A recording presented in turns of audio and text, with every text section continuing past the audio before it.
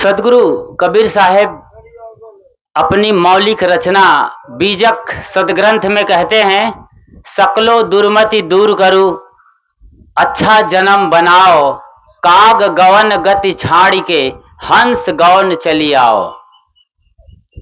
सकलो दुर्मति दूर करू, सकलो मतलब सभी तरह के दुर्मति, दुर्बुद्धि और जीने की जो गलत शैली है उसे दूर करो, अच्छा जन्म बनाओ।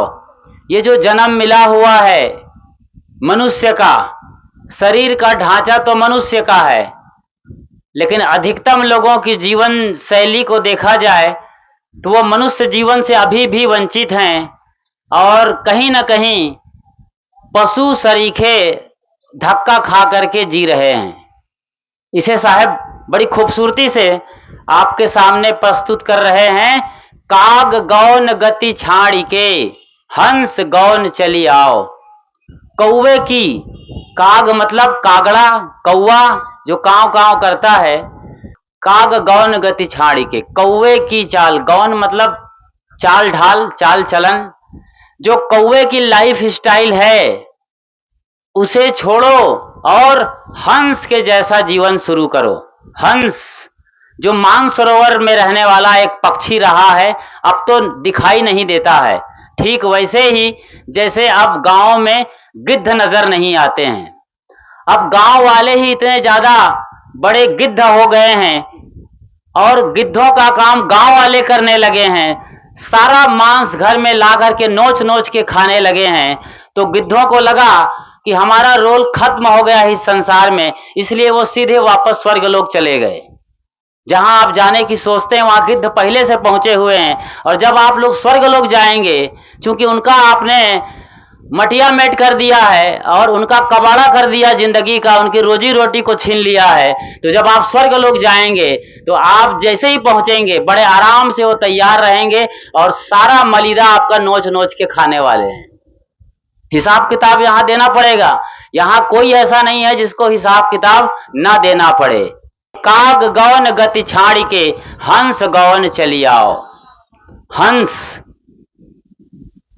कभी मानसरोवर में रहने वाला एक ऐसा पक्षी रहा है जो दूध उनको मिल जाए तो दूध में से जो सार तत्व है, छेना जिसके रसगुल्ले बनते हैं, वो खा लेता था और दूध में जो भी पानी है वो सारा पानी छोड़ दिया करता था। इतनी बढ़िया उनके अंदर ऐसी गुणवत्ता उनको कुदरत की ओर से मिली हुई थी।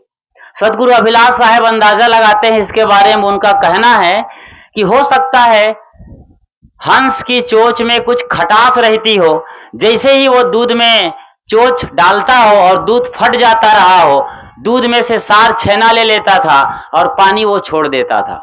ऐसे ही सारग्राही बनने का हंस के जरिए सदगुरु कबीर साहब हम सबको संदेश दे रहे हैं। हंस बनो, हे हंस जनो कहते हैं।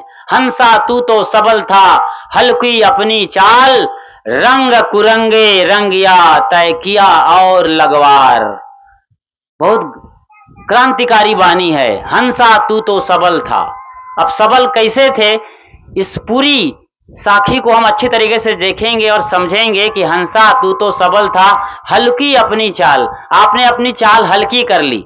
हंस तो निर्झीर विवेकी को कहा जाता है। जो सारग्राही होते हैं उनको हंस जन कहते हैं। जो सत्य को समझता है, सत्य के लिए जीता है और सत्य को जीकर दूसरों को सत्य को बांटता है, उस आदमी को, उस मानव को, उस इंसान को, उस व्यक्तित्व को हंस कहा जाता है। आप सब हंस हैं, भले ही आपके चोंच नहीं है, भले ही आपके पंख नहीं है, आप मानसरोवर में नहीं रहते हैं, लेकिन आपका मन ऐसा मानसरोवर है, मानस का सरोवर है। उसी मन को निर्मल करने के लिए साहब ने कौवे की चाल छोड़ने के लिए कहा है। ये हल्की चाल है, कौवे की चाल। हंसा तू तो सबल था, हल्की अपनी चाल, रंग कुरंगे रंगिया, तय किया और लगवार। लगवार शब्द समझते हैं आप लोग? लगवार का मतलब एक ऐसा होता है कि एक पत्नी है या एक स्त्री जिसकी शादी हो गई है, अपने पति तो है ही है उसके, लेकिन कुछ और अलग से उनका कोई खसम और मालिक बना के रखता है, चोरी चोरी चुपके चुपके। तो ये जो रद्दी आदत है, उसका जो दूसरा पति है उसको लगवार कहा जाता है। अपना स्वयं पति परमात्मा उसके घर में है, सारा इंतजाम कर रहा है, मर रहा है, खप रहा है, वो खेतों में, फैक्ट्रियों में और तमाम तरीके के व्यापार में सब कुछ कर रहा है, कुर्बान है अपने बीवी बच्चों के लिए। लेकिन बीवी की चाल ऐसी हो जाए कि वो नारी कहावै पीऊ की रहे और संग सोए, जार मीत हृदया बसे, खसम खुशी क्यों होए। ये कबीर साहब की बानी है, सारी बीजक में है, इसलिए बीजक पढ़ना चाहिए। बीजक मौलिक रचना है कबीर साहब की। वो बोलते गए, उनके चेले लिखते रहे। कई चेले थे, जैसे कमाल कमाली, उनके मानस पुत्र और मानस पुत्री थी, ये लिखते थे उनके जमाने में। तो साहब क्या कह रहे हैं, रंग कुरंगे रंगिया तय किया और लगवार बना लिया है। हमारा परमात्मा हमारे भीतर है, उसे हम बाहर ढूंढ रहे हैं। अधिकतम लोग दुनिया के अपने से अलग पिया परमात्मा के चक्कर में न जाने कहां कहां की यात्रा कर रहे हैं।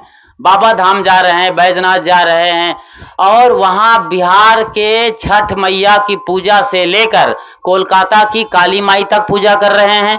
कोलकाता की काली माई से लेकर मुंबई की मुंबईया देवी तक, वहां से सिद्धि विनायक श्री गणेश जी के पूजा करते करते पहुंच जाते हैं तिरुपति बालाजी, और वहां से फिर कन्याकुमारी, और वापस लोग आते हैं कहां, वैष्णव देवी। मतलब पूरा हिंदुस्तान छान लेते हैं।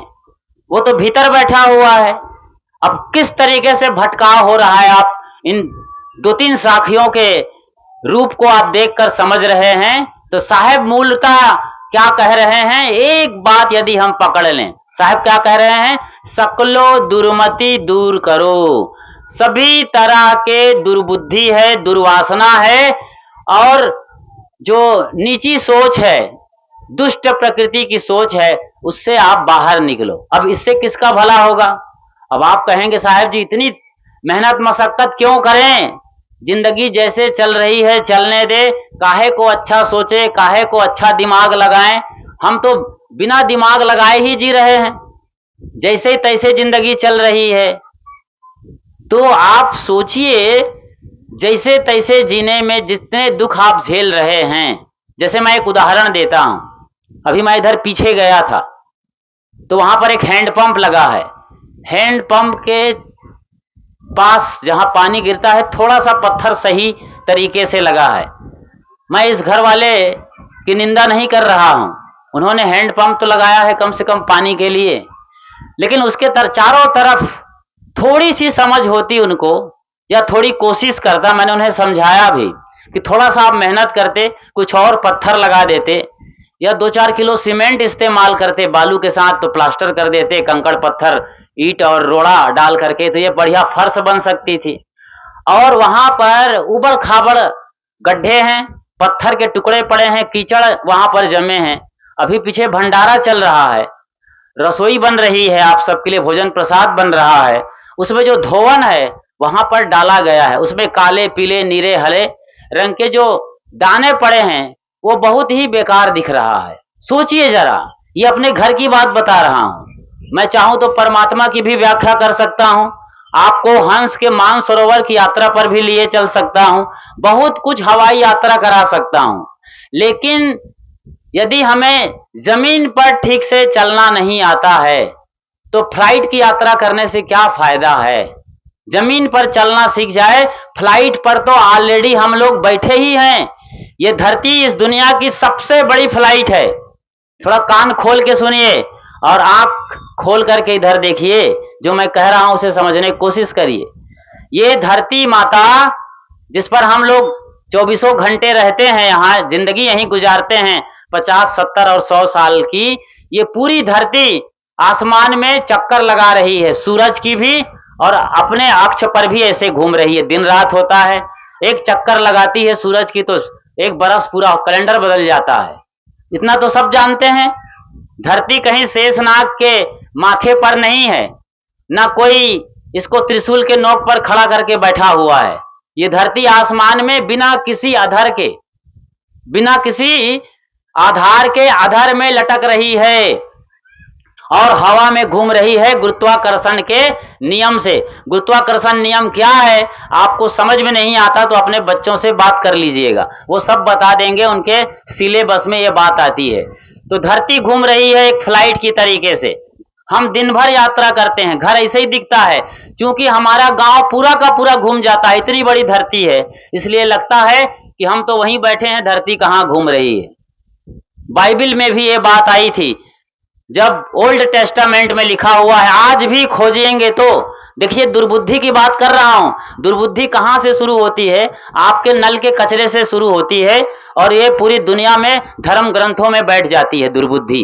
तो दुर्बुद्धि बैठ गई बाइबल में, तो बाइबल के जो पंडे पुरोहित थे, जिन्हें पास्टर कहा जाता है, पोप और पादरी कहा जाता है, आज से हजारों साल पहले, इसका मतलब होता है कम से कम 3-4 हजार साल पहले ये बात निकल के आई कि हम जिस धरती पर रहते हैं वो धरती कभी नहीं घूम सकती है, सूरज की मर्जी चक्कर लगाए।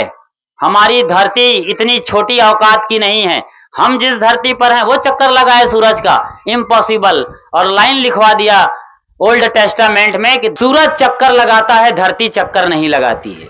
बाद में कॉपरनिकस आए, गैलीलियो गैलीली आए, बड़े बड़े टेलीस्कोप बनाए, यंत्र लगाए, और उन लोगों ने खोजा कई वर्षों के मेहनत मशक्कत के बाद कि धरती चक्कर लगाती है। भैया, सूरज चक्कर नहीं लगा रहा है, सूरज तो आग का गोला है, अपनी जगह पर खड़ा हुआ है, अपने अक्ष पर वो भले ही घूमता होगा, क्योंकि इस धरती पर कोई चीज स्थिर नहीं है, उसके अंदर आग जल रही है, वो अपनी जगह पर स्थिर है एक तरीके से मोटे तौर पर, और चक्कर लगा रही है ये धरती।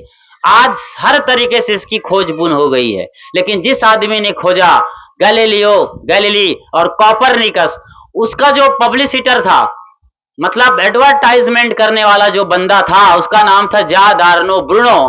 वो प्रचार कर रहा था, गांव गांव जाकर के, चौराहे पर जाके बोलता था कि धरती चक्कर लगा रही है, सूरज चक्कर नहीं लगाता है, सूरज चक्कर नहीं लगाता, धरती चक्कर लगा रही है। ये बार बार वो बता रहा था, प्रूफ कर रहा था, प्रमाण दिखा रहा था, नक्शे बना के दिखाता था, समझाता था, और अपने धरती रात दिन को समझा रहा था। लोग जो पंडित थे, यानी पोप और पादरी, ईसाइयों के पंडित को पोप और पादरी कहा जाता है, धर्म गुरुओं को नागवार गुजरा और उन लोगों ने फैसला किया और उनके नाम पर मौत का फतवा जारी कर दिया, और उस आदमी को जिसका नाम जादार्नो ब्रूनो था, उनको चौराहे पर खूंटे पर बांधकर जिंदा जला दिया गया। यह है सजा। जब आप सत्य बोलते हो तो यह सजा मिलती है।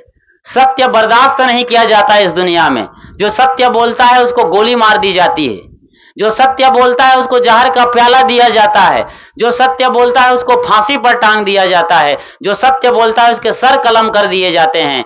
और यही दुर्बुद्धि वाले लोग जो अपने आप को बड़े 30 मार खा समझते हैं, बुद्धि 2 कौड़ी का नहीं है, जब ये महापुरुष मर जाते हैं, मार दिए जाते हैं, गला घोट कर भी मारते हैं ऐसे महापुरुषों को, और जब ये चले जाते हैं, सच्चाई को जब थोड़ी बुद्धि समझ में आती है इनकी, तो फिर चौराहे पर स्टेचू बना करके अगरबत्ती लगा करके पूजा करते हैं।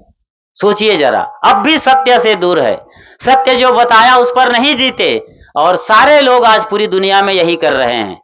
राम को मानते हैं, राम की 1 पैसा की नहीं मानते हैं। सारे भगवानों को लोग मानते हैं, लेकिन भगवानों ने जो बात बोला है महाभारत में, रामायण में, धर्मशास्त्रों में, 18 पुराण में, उन सही बातों को कोई मानना नहीं चाहता, कोई सुनना नहीं चाहता, कोई जानना नहीं चाहता है। अगरबत्ती दिया लगाने का इतना 2 कौड़ी का सस्ता नुस्खा निकाल लिया है आपके पंडे पुरोहितों ने, मुल्ला मौलवियों ने और पोप पादरियों ने, कि देश का कबाड़ा हो रहा है आज। प्रात काल उठ के रघुनाथा, मात पिता गुरु नावही माथा। ये लाइन मोदी को बोलना चाहिए था 22 जनवरी को, और उस दिन वो बोल गए होते। जब आप थाली बजा सकते हो, घंटी बजा सकते हो, ताली बजवा सकते हो, तो इतनी बड़ी लाइन नहीं बोले आप। यदि मोदी जी तक ये मेरी आवाज चली जाए, तो मैं मोदी जी से बार बार यही कह रहा हूं कि आपने बहुत बड़ी गलती की है, इसकी सजा आपको बहुत बड़ी मिली भी है। हो सकता है आने वाले 6 महीने में आपकी सरकार पता नहीं क्या हो। ये देश ऐसा है, यहां माफ किसी को नहीं किया जाता है। आप इतनी बड़ी गलती कर गए, ठीक है, आप राजनीतिक तौर पर बहुत बड़ा काम कर रहे थे, लेकिन इतनी बड़ी बात क्यों नहीं बोले राम की? लोग आज कथा में बोल रहे हैं, देवकी नंदन ठाकुर से लेकर जया किशोरी आती हैं, चैनल गुरु कहलाते हैं, ये सब बोलते हैं, लेकिन सुनता कौन है? सुनना पड़ेगा। इसलिए हम कहते हैं राम को अगरबत्ती मत लगाओ, रगड़ रगड़ के उसको मत नहलाओ, लेकिन उसकी बात को मानो जो रामायण में लिखा है, आदि कवि वाल्मीकि ने भी लिखा है, प्रात काल उठ के रघुनाथा, मात पिता गुरु नावही माथा। ये मोदी बोल गए होते, चलिए वो नहीं बोले, हम तो बोल रहे हैं। देशवासियों सुनो, आज समझो इन बातों को। ऐसा आप करते हैं तो बहुत बड़ा चमत्कार आपके जीवन में आएगा। आप अपने बच्चों को सिखाओ।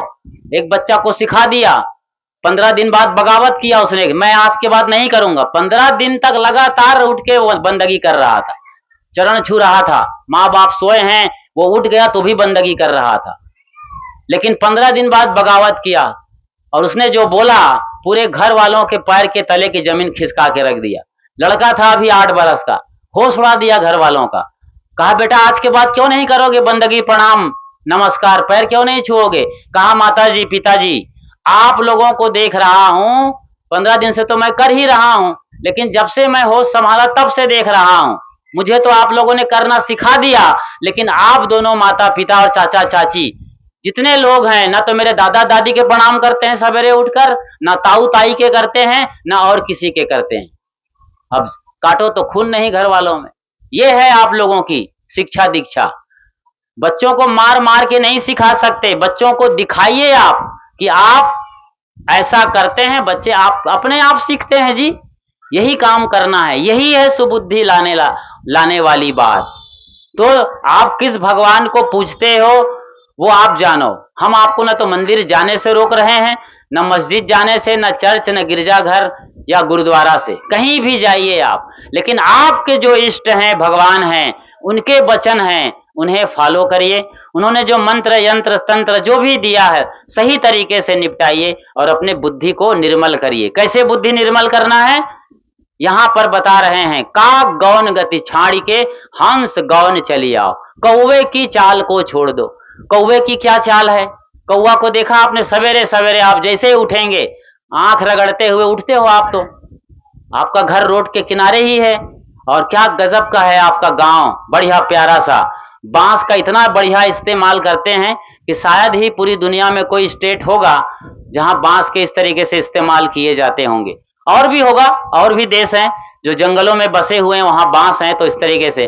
तो रोड किनारे आप एक जो वो तखत बनाते हैं बांस का, बढ़िया मचान, उस पर आप जैसे ही सोकर उठते हो सवेरे आंख रगड़ते हुए, तो कौवा मिलता है रोड पर। और कौवा जो गंदगी पड़ी है उस पर चोंच मार रहा है। किसी बच्चे ने गंदगी कर दिया है, मैला कर दिया है, किसी ने कहीं मरा हुआ चूहा फेंक दिया है तो उसको नोच के खा रहा है। कौवा जो है गंदगी पर चोंच मारता है और काव काव करता है, कर्कश बानी बोलता रहता है।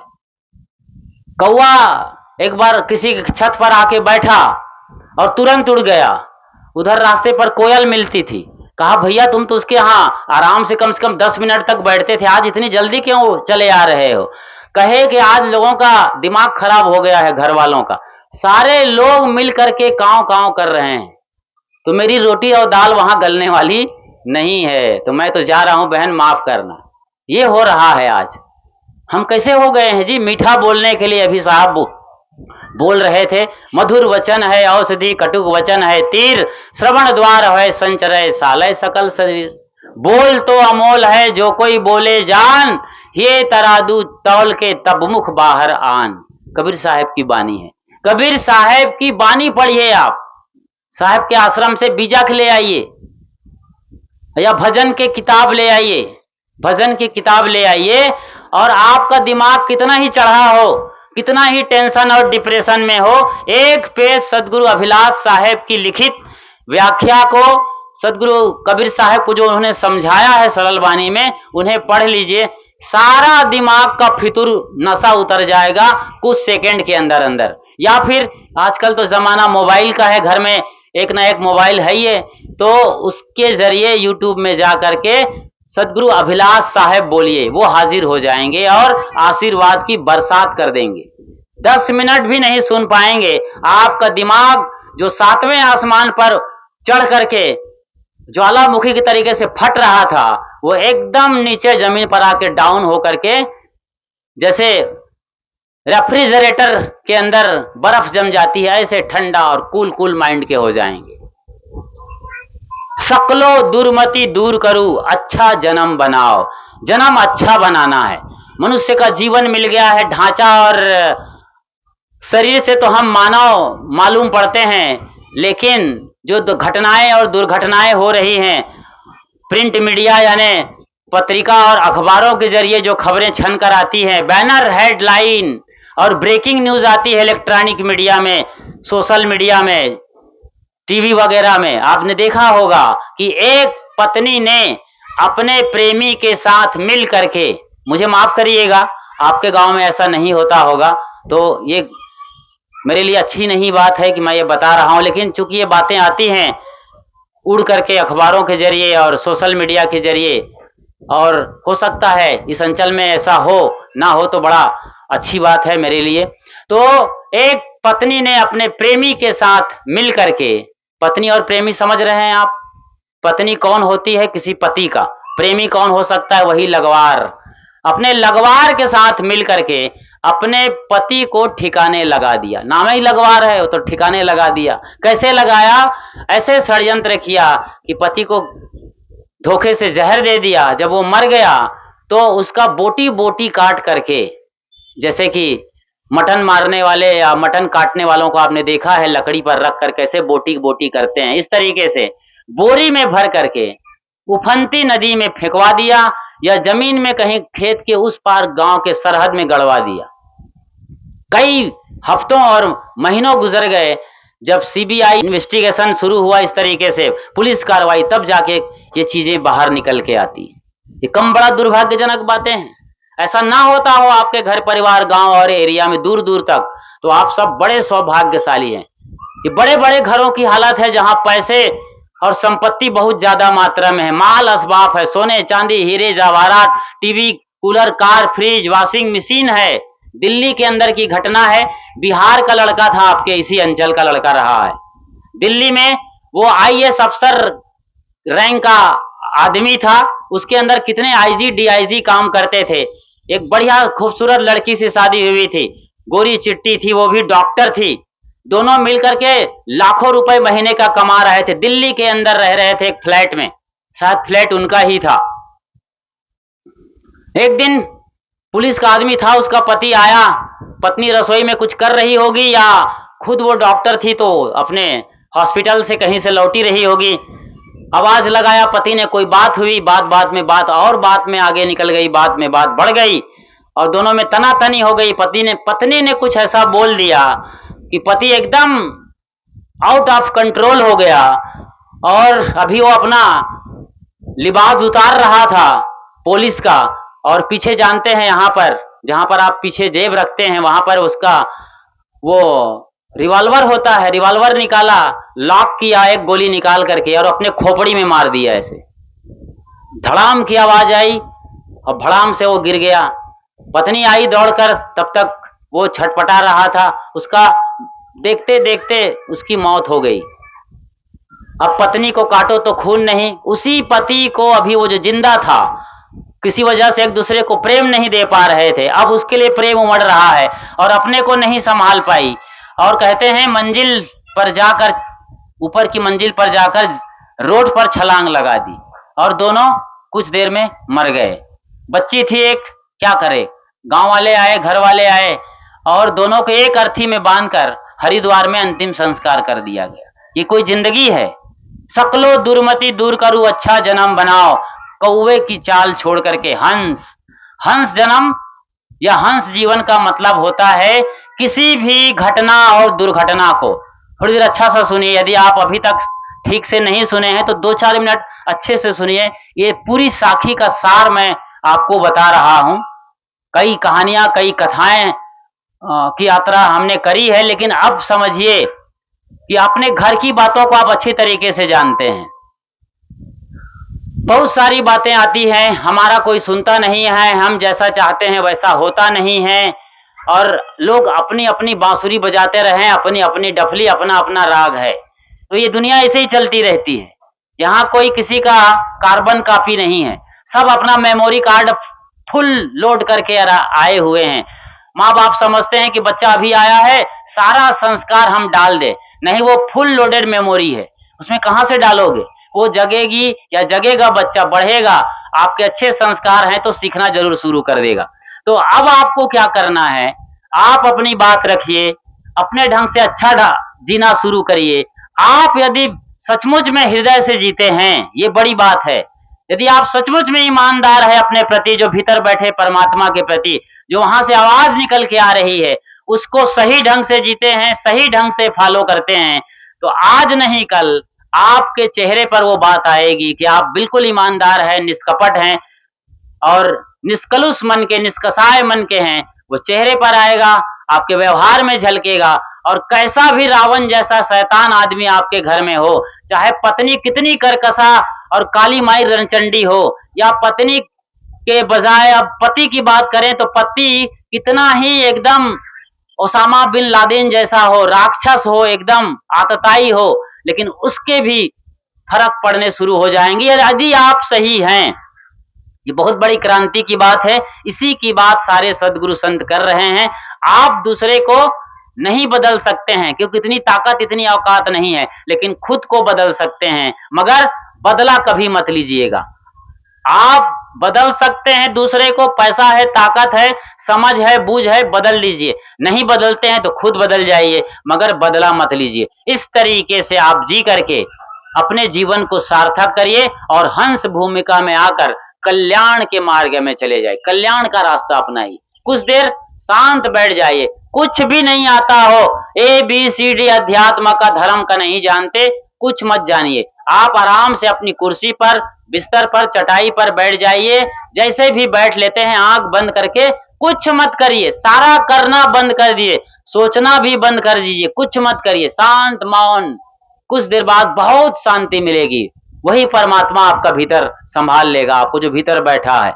ऐसा आप करके पहले तो व्यवहार सुधारिए, आराम से अपना काम करिए, ईमानदारी से जिए, तन मन वचन से ईमानदार रहिए। आप बोली अच्छी हो, एक्टिविटीज अच्छी हो, और तन मन भी निर्मल रखिए। ये मन तो निर्मल भया जैसे गंगा नीर, पाछे पाछे हरि फिरे, कहत कबीर कबीर। तो मन को निर्मल करिए गंगा जैसा, ऐसा निर्मल करते हैं तो फिर वो जो भीतर का परमात्मा है, जिसके लिए सदगुरु कबीर कहते हैं कि मेरे पीछे वो लग गए, वो जग गए ना, फिर पूरी दुनिया पहचानने लगी। फिर 52 कसनी भी कोई उसका उखाड़ नहीं सकी एक बाल, ना उनका बाल बांका हो सका, और आराम से 120 साल तक जी करके साहब संदेश दे के चले गए। बहुत सौभाग्यशाली हैं ठाकुर साहब कि उन्होंने यहाँ पर अपने घर में छोटी सी गरीब व्यवस्था में भी बड़ी अमीरी दिखाई है। उन्हें बड़ा दिल है उनका, बड़े दिल वाले हैं। एक बार उनके लिए ताली बजाइए जोरदार, बोलिए सदगुरु देव की। और यहीं पर मैं अपनी वाणी को विराम देता हूं। आप सबको बहुत बहुत साधुवाद।